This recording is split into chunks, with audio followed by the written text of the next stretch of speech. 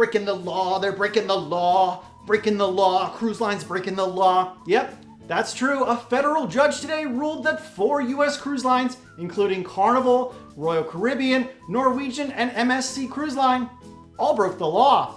And this is a federal judge. Yeah, I'll tell you about it. Roll the intro.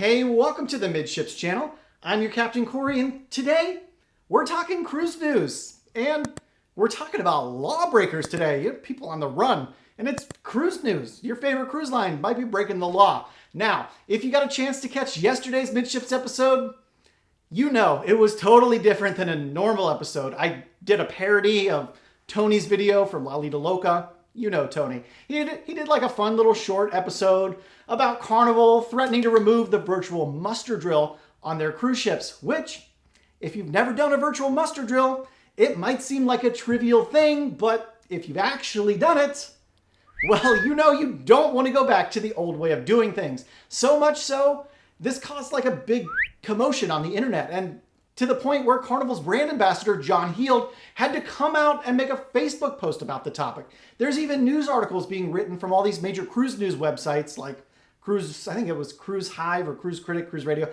One of them, it's been a minute since I've read the news this morning.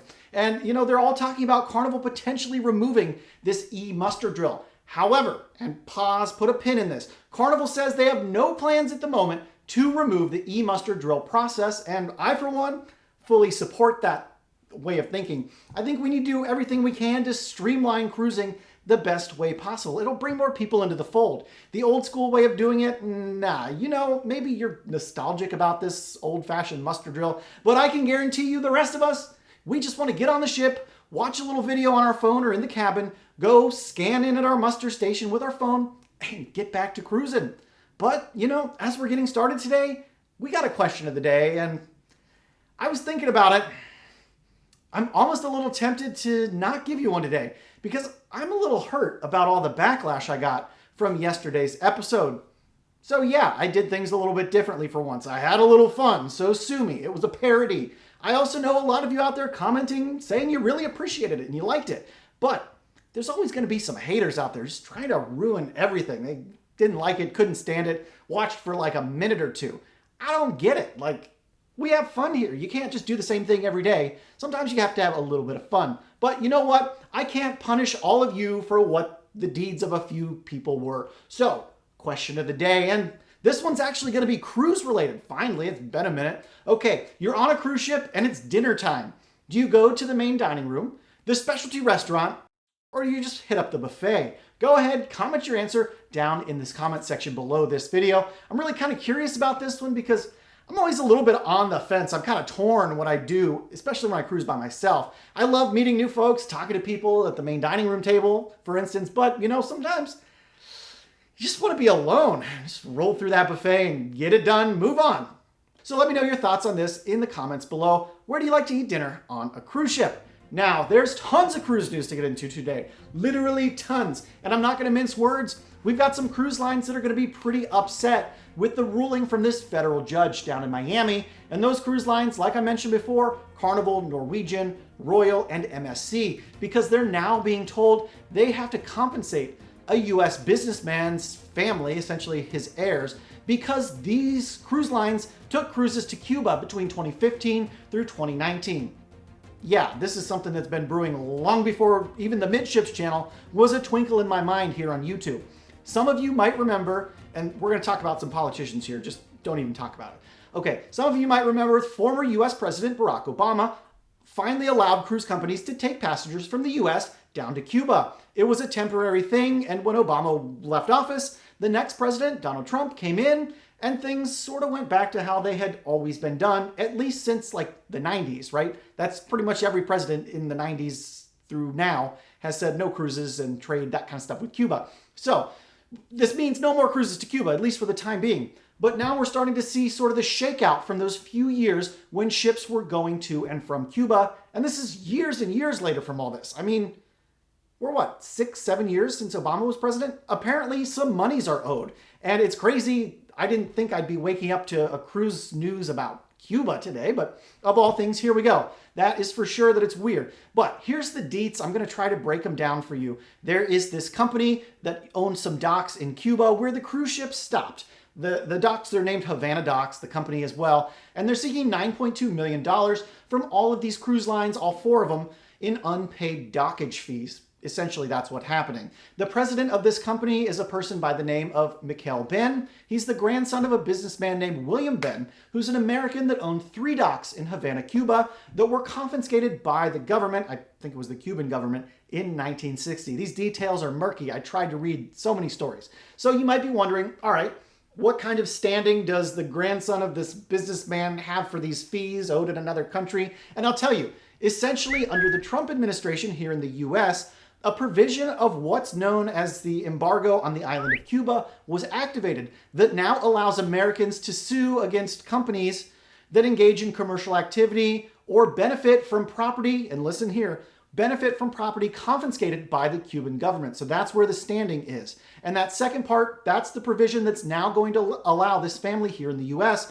American citizens, to benefit. And they're now able to go and seek monies that they would have been otherwise unlikely to have received. But now they're owed it, and a federal judge agrees because these cruise ships use their docks. It was their property until it was taken from them by another country.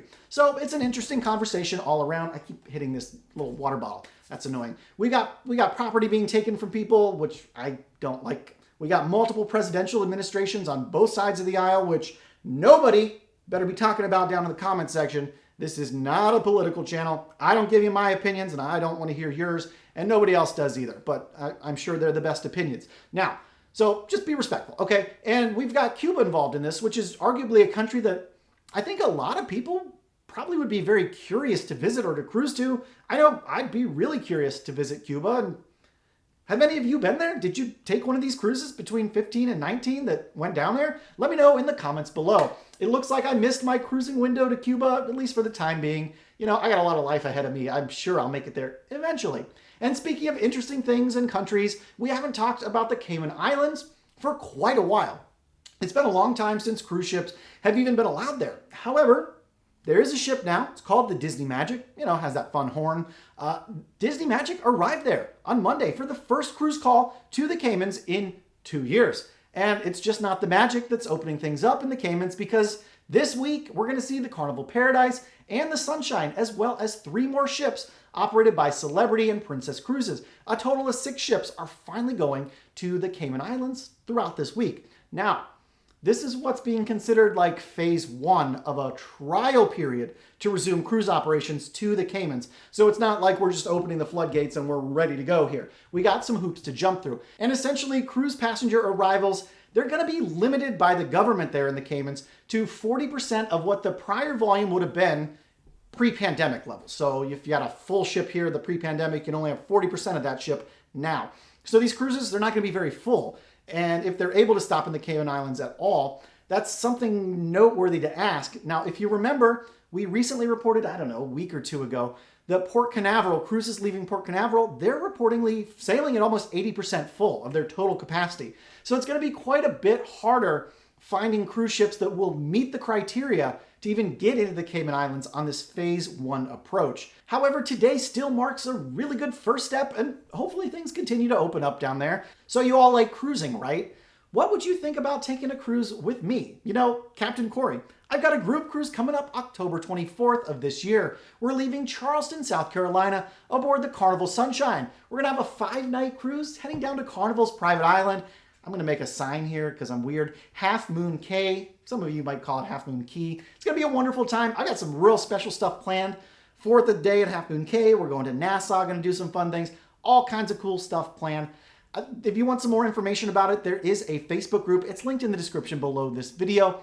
I really would love to invite you along. Come spend a little time with me and some other folks in the Midships family. I have some top secret plans. I can't tell you about it. I do have some cruise swag that I might be planning on giving away to some folks on the cruise as well. Only time will tell. But if you join that Facebook group, it's a great place to get any of the info you have, like dates, pricing, all kinds of questions. So join up in the link below. Hey, thanks so much for stopping by the channel today. And until tomorrow, we'll see ya on the Midships. This stupid chair. Every time. All right, puppy, make all the noise you want. La, la.